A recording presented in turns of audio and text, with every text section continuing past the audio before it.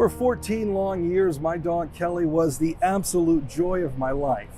I didn't look at her like a dog, but more as like a little sister. And that's why for the life of me, I can't understand why someone abuses their pet. Sadly, it's a major problem and an issue playing out right here in the city of Detroit.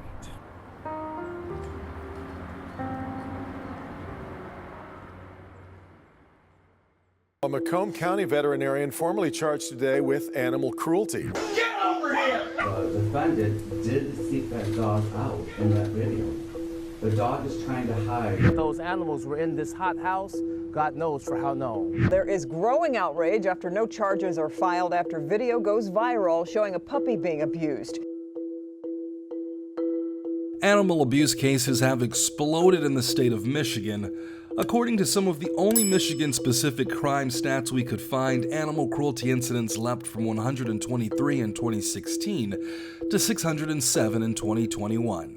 All of that is very clear here in the Motor City. We see horrific things. Unfortunately, we just got two dogs who were burned with scalding water. We see gunshots. We see choking with extension cords. A lot of times it's guessing how different scenarios played out for dogs, but what we do see is clearly the marks on their skin that tell a certain story. And these stories are tragic, but we found solutions, like listing and tracking animal abusers. I'll explain what that looks like in a moment. But Myron Golden is an animal abuse investigator with Michigan Humane. Usually he's the first one to come into contact with some of the worst animal cruelty cases the city has to offer. Emergency rescue stuff. We do get the cases where the dog is, or we pick up deceased animals sometime, situations, cruelty cases. We get dogs that they're just so far gone where they can't be treated, and we pick up dogs that's been hit by cars, shot, stabbed, burned, in conditions where they're no longer treatable. In just the last few months, we've seen a dog buried alive and several others nearly beaten to death. Some simply because of a domestic abuse situation. Detroit Dog Rescue is one of the organizations hoping to stop it all. Our city has so much resilience, and we've seen so much growth in the past few years, but we have to remember it wasn't that long ago we were talking about bankruptcy. We were talking about foreclosure. So when you have all of those things, it's kind of the unfortunately perfect storm for animal abuse, anger, rage, all of those things, drug abuse, all of those things lead to animal abuse.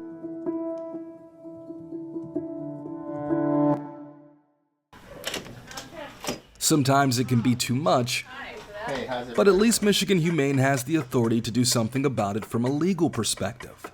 We prosecute, we write warrants, we go to court, people go to jail. But still, for some reason, the last few years have been outrageous in terms of the cases. Over a decade at Detroit Dog Rescue, we have seen some of the worst when it comes to animal abuse. Executive Director Christina Rinaldi says the abuse can lead to so many other negative factors, playing out even in human behavior. A lot of the times, unfortunately, that leads to child abuse, domestic abuse, where you find animal abuse that is only usually the tip of the iceberg. We've gone on cases with Detroit police where the animal abuse has actually led to evidence of human trafficking, all of those things. But why does it continue to happen specifically in the city of Detroit? A lot of the time, it's not even intentional. Sometimes when we arrive on an outreach call, a neighbor just doesn't know how to properly secure their dog, doesn't know how to properly feed their dog. So if we can provide the resources, we're happy to do so. That seems to be the common theme with many groups trying their best to make sure owners know what's wrong and what's right. And I think that a lot of times, especially in cases like embedded collar, I don't necessarily think it's someone who's going out and trying to cause harm to an animal, but it's a case of somebody not being educated. Rebel Dogs Detroit is a group that's been working to spread awareness on the matter. Juniper Fleming is the executive director, always asking owners on the verge of being neglectful if there's anything her organization can do to help. All right. Would you be interested in learning about resources that give out free crates so you can bring your dog inside on cold days, or free igloos so at least your dog has a warm house on a cold day? Or would you be interested in me purchasing a collar? Or Have you heard of free spaying and neutering programs? Those are the kind of resources that are out there in Detroit. Right side, the back leg is... The group has been working to place stray dogs just like this little guy. Somehow these animals, after the abuse or the neglect, they've made it onto the streets, and we're not fully sure how that happens. We're not sure if people let them go because they feel like they can't do anything or they don't want to do anything. They also help to find fosters and eventual forever homes for the canines, the ones who can, however, find sanctuary in the group's no-kill shelter located on Detroit's west side.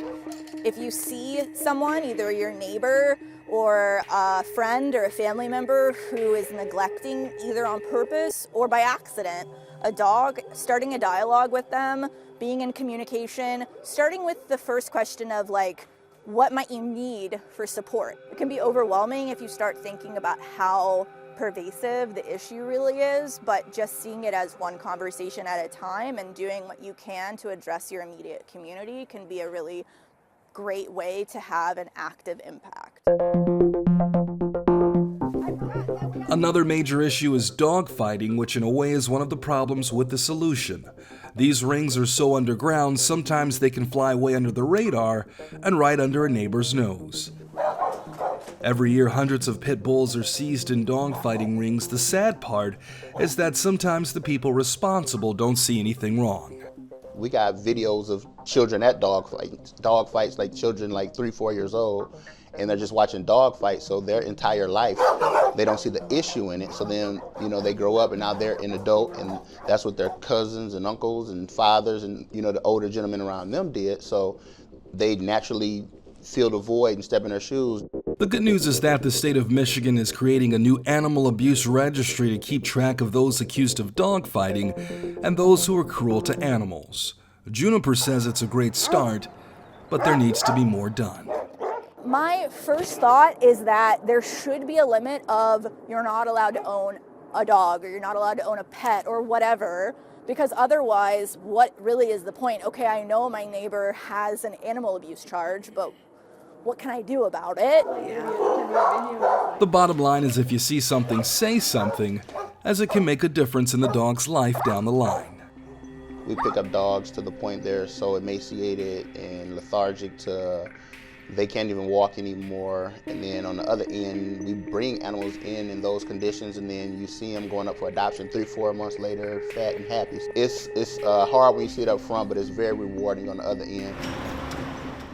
And even though they're making a difference themselves, the law and rescue groups can't do it alone. I think what keeps me going and the Detroit Dog Rescue team going there are agencies like Detroit Police, Detroit Fire, that are working so hard to rectify some of these situations, and together we have made progress in the last decade that I've been doing this, and that's what keeps me going.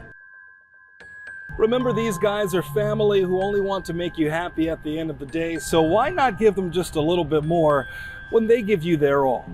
So if you see something, call the authorities, keep an eye on the neighbor's dog, and remember to respect your own.